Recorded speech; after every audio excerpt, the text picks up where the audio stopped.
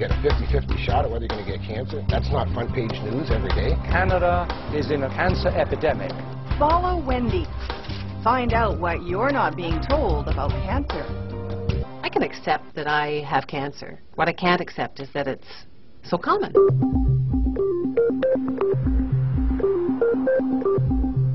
Ever since I learned more than a year ago that there's a 1 in 2 chance of being diagnosed with cancer, I thought, that's just way out of whack.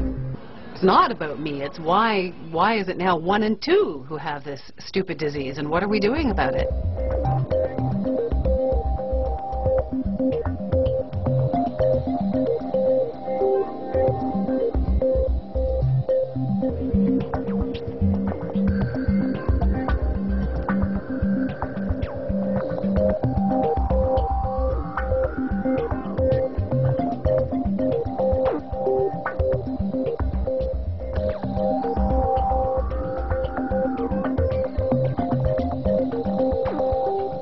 Have you tried to get answers from people? Oh, many a times.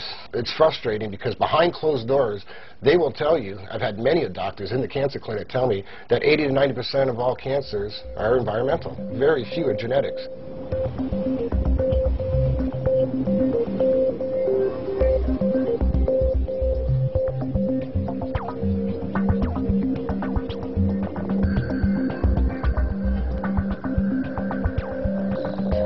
Well, the facts are this. These are clear data showing that Canada is in a cancer epidemic. Nearly 1 in 2 men and more than 1 in 3 women are getting cancer in their lifetime. This is what Canadians are told about prevention, the 7 steps to health. The Canadian Cancer Society have ignored or trivialized these concerns and told the public if you get cancer, it's your own fault. You smoke too much, which is absolutely right. I'm not saying. Or you drink too much, or you're obese, or you don't exercise enough. It's a lack of healthy lifestyle. It's your fault when you get cancer. And it's not because we have taken no action to reduce avoidable exposures to carcinogens. Whose fault is it? It is the fault of the Canadian Cancer Establishment, who have not informed the public of this vast range of body of information on avoidable causes of cancer.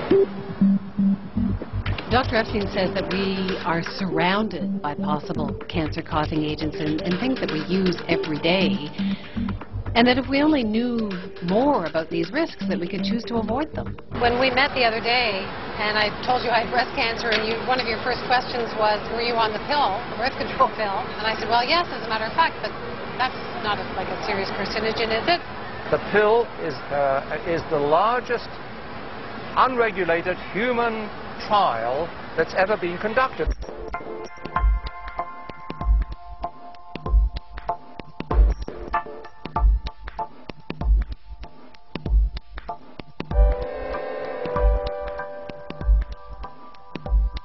The more research I've done, I should have got off the pill a lot sooner. I don't like what I read about the increased risks. Okay, so this was the product monograph for one of the popular birth control pills.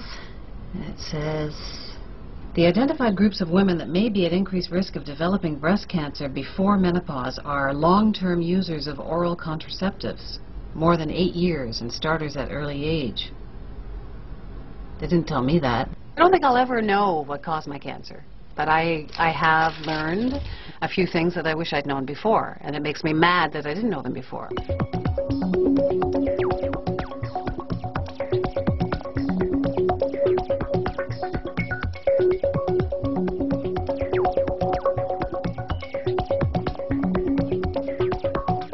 I think a lot of people have heard that there are questions about hormones in beef. Hi there. Do you have organic beef? But I didn't know that our beef had been banned in the EU because of those injections. We're still eating it. Is there an issue there? A vast body of information has accumulated on the high levels of hormones in the meat. Are they saying it's because it's harmful or Yes. because it causes cancer? We're saying, well, the major effects which have been studied and documented are cancer. The consumer has to realize 2 things: that their basic rights as Canadian citizens is being denied and challenged by the government, by the cancer societies. But they're there to save lives, the Canadian Cancer Society. You save lives by preventing cancer, not by trying to treat it. Not exclusively by trying to treat it.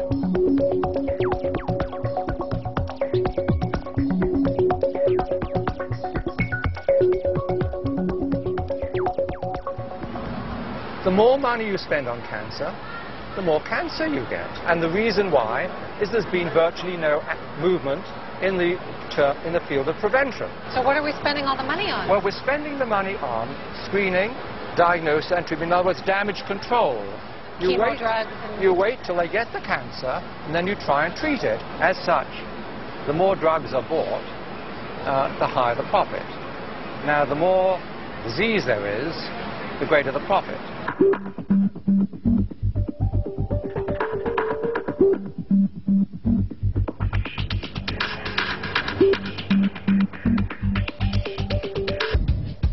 A report has just come out in the UK that puts together clear, reputable scientific literature that spells out the links between environmental toxins and rising cancer rates.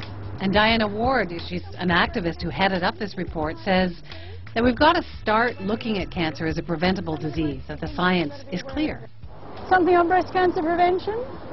Something on breast cancer prevention. Why do you want people to read your pamphlet? Well, because it's really imperative. What we're trying to say here is, please look at the bigger picture. They say that it's just too complicated. There's so many cancers, so many different things that cause it. Too complicated. Look, my answer to that is tough. This is killing people. Ignorance is killing us. Their silence is killing us. That is, the authorities, and I'm talking oncologists and scientists and researchers and so on. But they don't want to tell us. Why wouldn't they tell us the truth?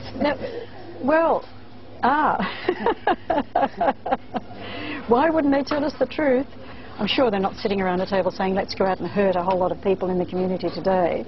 This happens over a period of time. This is industry-managed business. This is very big business.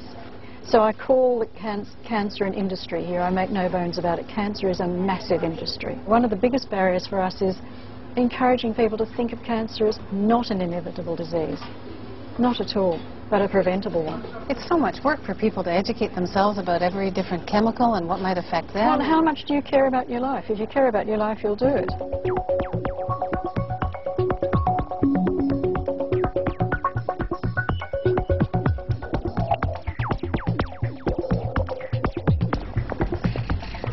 Shoppers in London have a lot more information than we have in Canada. If they're worried about suspected carcinogens in their products, they can check it out. They have to list the ingredients here, whereas at home they don't. The other big difference here is that they've taken out a lot of suspected carcinogens. It's not even allowed on the shelves anymore. You can't even check the ingredients in Canada. What do you mean your labels don't have names of the chemicals? No. What do they have on them then? It names some ingredients, but it's not required. Most of the cosmetics and so on don't list the ingredients. Goodness me.